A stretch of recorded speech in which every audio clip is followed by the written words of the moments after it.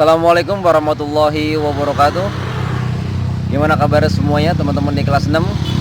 Alhamdulillahirrahmanirrahim. Wabihi nasta'in. Wala umur din wadin. Wassalatu wassalamu ala asyrafil anbiya'i wal mursalin wa ala alihi washabihi jamain. Amma ba'du.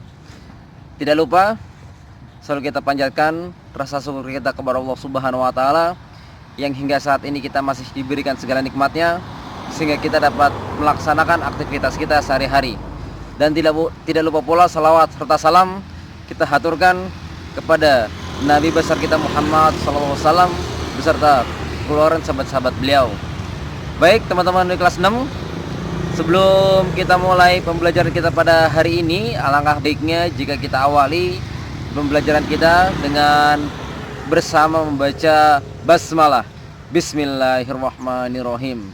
Semoga dengan pembacaan doa tadi pembelajaran kita dapat dimudahkan dan dapat berjalan dengan lancar tanpa halangan sedikit pun. Saya menemukan caranya cuman memakai dua. Pertama, satu ini digerakkan. Dia digerakkan ke sini.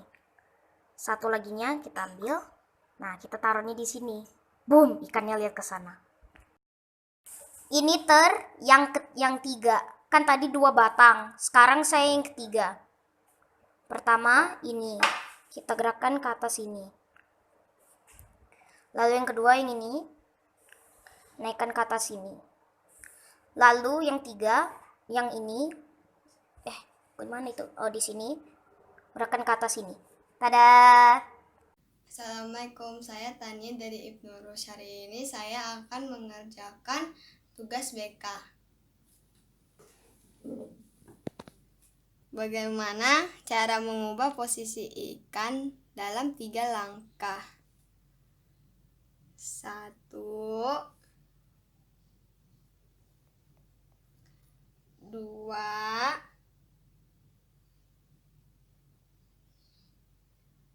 3. Alhamdulillah sudah selesai. Wassalamualaikum warahmatullahi wabarakatuh.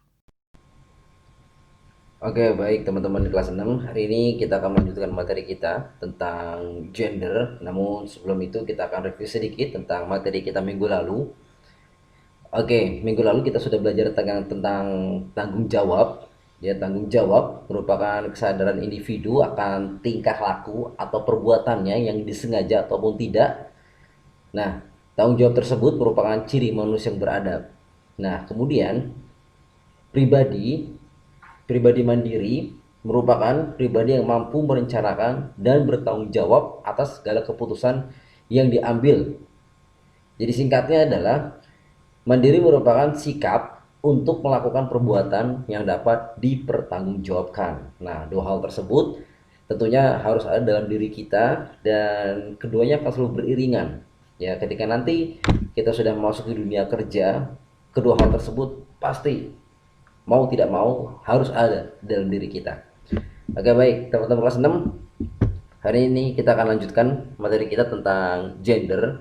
Mungkin banyak teman-teman yang sudah dengar istilah-istilah gender, apa sih itu gender dan sebagainya. Oke, kita akan bahas di sini detailnya.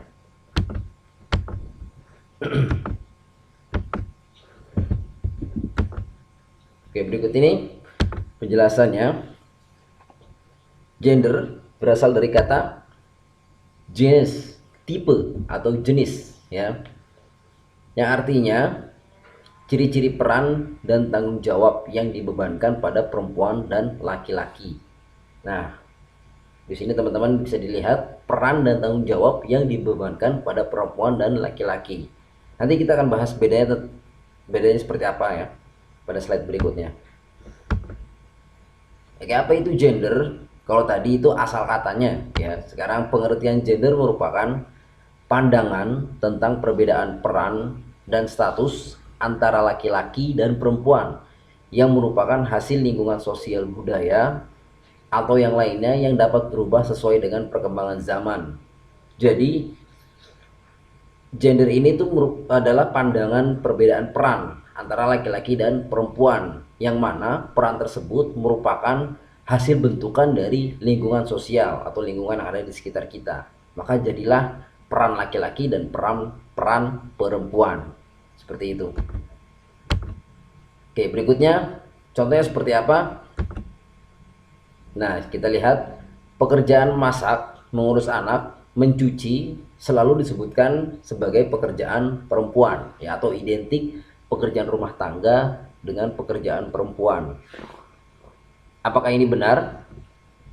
Oke, kita saksikan contoh yang lain. Nah, seorang bapak dan anak laki-laki, jika setelah makan, mereka akan meninggalkan meja makan begitu saja tanpa membersihkannya. Nah, apakah ini benar?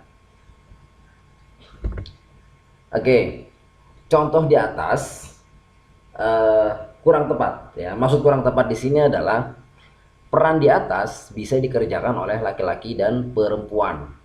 Contoh kecilnya, pekerjaan memasak, mengurus anak, atau pekerjaan rumah tangga, ya. Sewaktu-waktu, pada waktu-waktu tertentu, seorang laki-laki, seorang suami dapat menggantikan pekerjaan tersebut atau dapat membantu istri untuk mengurus pekerjaan rumah tangga itu. Nah, begitu pula saat seorang suami atau anak laki-laki setelah selesai makan, mereka harusnya pun bisa membersihkan meja makan terlebih dahulu, ya. Jadi peran kedua ini bisa dilakukan oleh siapapun, laki-laki dan perempuan. Tidak mesti harus menunggu perempuan untuk mengurusi pekerjaan rumah tangga. Tidak ada salahnya jika seorang laki-laki pun ikut serta membantu pekerjaan rumah tangga tersebut, entah itu dengan menyapu, mengepel, membersihkan mencuci piring dan lain sebagainya, seperti itu. Nah, kemudian ini adalah pohon tujuan pendidikan berbasis gender, ya. Apa sih? Nah, di sini kita akan bahas lebih lanjut bahwa di sini pada intinya bagaimana peran laki-laki dan perempuan bisa setara dan seimbang, ya. Intinya seimbang. Jadi tidak ada yang di nomor duakan, tidak ada yang didiskriminasikan, ya. Tidak ada yang dikesampingkan gitu, entah itu laki-laki ataupun perempuan. Oke. Dahulu kala, bahkan pada saat zaman Rasulullah SAW, pada zaman Jahiliyah, jika ada, ya mungkin teman-teman juga sudah tahu sejarahnya bahwa dahulu kala di Arab sana, saat ada bayi perempuan yang lahir, seolah-olah bayi tersebut tidak berguna gitu kan, bahkan sampai dikubur hidup-hidup ketika bayi itu lahir. Nah, itu merupakan sikap yang tidak baik, bahwa itu perbuatan yang sangat buruk sekali.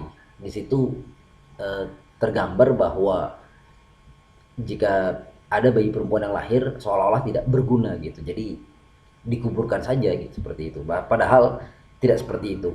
Nah, sering berkembangnya zaman, pendidikan perempuan dan laki-laki harus seimbang. Ya, saat ini sudah di zaman modern seperti ini, perempuan dan laki-laki itu harus seimbang. Apalagi kaitan dengan pendidikan, semuanya harus sama. Kemudian akses perempuan terhadap pendidikan harus seimbang dengan laki-laki. Nah, begitu pula cara atau akses mendapatkan pendidikan. Jika laki-laki bisa mendapatkan pendidikan S1, S2, bahkan S3. Nah, apa salahnya perempuan pun juga sama. Mereka juga berhak untuk mendapatkan pendidikan dari tingkat S1, S2, S3, bahkan sampai yang lebih tinggi lagi. Seperti itu. Jadi harus seimbang di sini. Tidak ada ketimpangan sosial antara perempuan dan laki-laki. Kemudian berikutnya, keluarga memberikan kesempatan pada laki-laki dan perempuan dalam pendidikan secara adil. Nah, dalam lingkup yang paling kecil dari keluarga pun memberikan pendidikan secara adil. Jika si kakak misal laki-laki, dia sudah direncanakan oleh orang tuanya untuk kuliah S1 di luar negeri, kemudian S2 di luar negeri dan lain-lainnya, kemudian mendapatkan beasiswa juga. Nah, apa salahnya perempuan juga harus sama dalam hal pendidikan. Kalau kakaknya yang laki-laki bisa mendapatkan pendidikan yang tinggi, kuliah sampai keluar negeri dan dapat beasiswa, begitu pula dengan perempuan. Nah, jadi Dalam pendidikan semuanya harus adil dan merata. Kemudian perempuan dan laki-laki dapat berada pada sektor pekerjaan yang sama. Nah, di sini dalam dunia kerja eh, tidak ada diskriminasi ya, atau tidak boleh harus berpihak pada salah satu jenis. Misal ada kantor atau perusahaan yang merekrut hanya laki-laki saja atau perempuan saja, tidak seperti itu. Ada beberapa hal yang itu memang harus dikerjakan oleh laki-laki dan beberapa pekerjaan yang harus dikerjakan oleh perempuan. Namun dalam sisi kualitas, ketika kualitas perempuan lebih tinggi, maka tidak ada salahnya pekerjaan tersebut dikerjakan oleh perempuan, seperti itu. Nah, makanya di sini kembali ke definisi awal tadi bahwa peran perempuan dan laki-laki itu sama. Jadi yang membedakan adalah kualitas diri dan kompetensi diri, seperti itu. Oke, baik. Kemudian perempuan dan laki-laki secara produktif bisa menghasilkan uang. Nah, ini dalam dunia kerja tentunya, jika seseorang memiliki kompetensi atau kemampuan pada pekerjaan tertentu, nah secara otomatis karena produktivitasnya dia mendapatkan upah dari kemampuannya tersebut, seperti itu kan. Nah, jika si perempuan pun bisa mengerjakan pekerjaan yang lebih banyak dari laki-laki, maka tidak ada salahnya jika ternyata upahnya lebih tinggi, seperti itu. Makanya kita sebagai laki-laki tidak boleh kalah secara kualitas dari perempuan. Ya, kemudian apa sih perbedaan antara gender dan jenis kelamin? Oke, teman-teman bisa lihat di sini, gender merupakan peran sosial, jadi bisa dikerjakan oleh laki-laki dan perempuan. Seperti itu ya. Jadi peran sosial, teman-teman harus paham di sini, peran sosial yang dapat dikerjakan oleh laki-laki dan perempuan. Seperti yang sudah Mister contohkan tadi di awal. Nah, untuk saat-saat tertentu, suami ataupun seorang laki-laki bisa mengurusi pekerjaan rumah tangga untuk membantu peran istri. Seperti itu. Tidak ada salahnya seorang suami menyapu rumah, mengepel, kemudian mencuci piring, memasak, dan lain sebagainya. Seperti itu. Bahkan itu akan lebih baik gitu kan, karena bisa membantu pekerjaan rumah tangga, meringankan pekerjaan istri. Kemudian, nah ini adalah perbedaannya dengan jenis kelamin. Dari peran reproduksi tidak dapat ditukar ya. Tidak mungkin seorang laki-laki melahirkan, itu mustahil sekali, dan perempuan membuahi ya. Jadi jenis kelamin ini sudah ketentuan takdir dari Allah Subhanahu wa taala. Yang terlahir sebagai laki-laki, dia ya bertindak dan berperilaku sebagai laki-laki. Begitu pula dengan perempuan. Jadi jenis kelamin ini, jadi perbedaan gender dan jenis kelamin, jika gender itu adalah peran sosial yang bisa dikerjakan oleh laki-laki dan perempuan. Jika jenis kelamin ini sudah bawaan dari Allah Subhanahu wa taala, bawaan dari lahir, dan itu tidak mungkin dapat ditukar. Seperti itu perbedaan yang menonjol. Oke, berikutnya adalah, nah ini adalah bagian singkat perbedaan antara gender dan tadi jenis kelamin. Teman-teman bisa lihat nature. Nah, pada kotak nature di situ perbedaan biologis antara perempuan dan laki-laki. Nah, ini bersifat alami ya, ini sudah bersifat ketentuan dari Allah dan sudah ada sejak lahir. Perbedaan biologis ini alami ya, seperti itu. Nah, teman-teman lihat di kotak sampingnya nurture. Perbedaan perempuan dan laki-laki adalah hasil konstruksi sosial budaya atau hasil lingkungannya, sehingga menghasilkan peran dan tugas yang berbeda.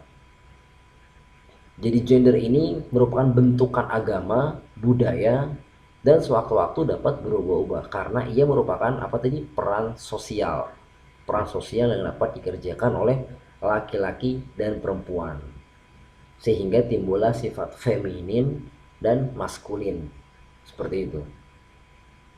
Mungkin saat ini kita bisa melihat di luar sana banyak pekerja-pekerja, banyak wanita-wanita yang bekerja di perkantoran, di perusahaan dan lain-lainnya seperti itu ya.